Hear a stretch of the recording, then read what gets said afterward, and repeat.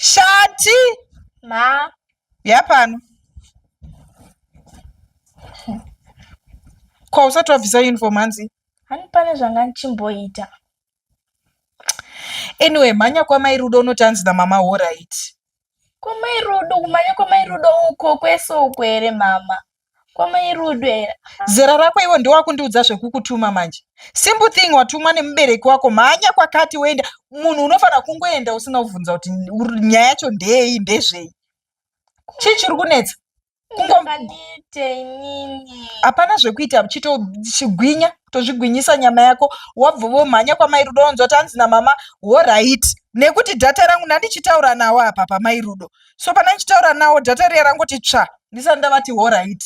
So semunhu mukuru manje vanenge kutofunga kuti vamwe ndavaignowa kana kuti pane zvandiri kuedza kuvharidzira kana kudini. Havazozivi kuti dhata rapera. Iwe unongosvika unoti maswera sei hanzi namama horaiit.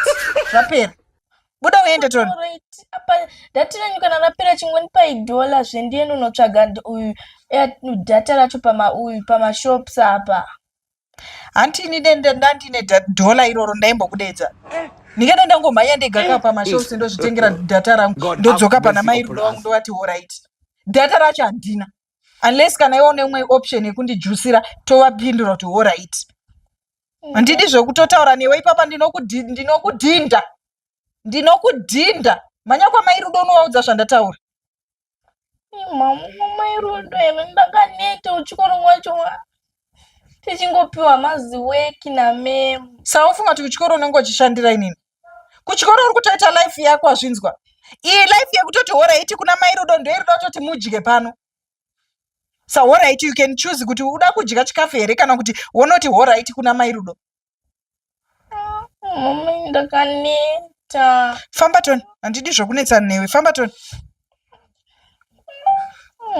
Wasvika ikoko urega zvekutenderera maraini. Kungosvika pamai Rudo, maswera sei mai Rudo hanzi namama horaiit, wotodzoka kumba. Simple thing, full stop.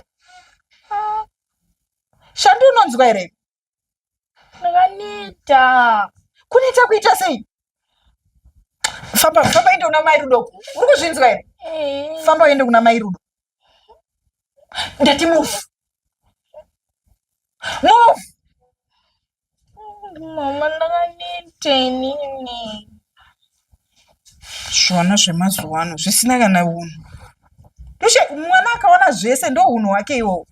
Wabva kuchikoro wadya wadya, hauna kana nebasa raunoita panapa. Simple thing ungoenda kwamai Rudo horaiit, life yangu yofamba zvakanaka. Uri kuramba kutumwa kwacho. Ndamboti takura mashoko anorema here ikoko. Kungonosvika kuti munhu horaiit kunorwadza. Situation.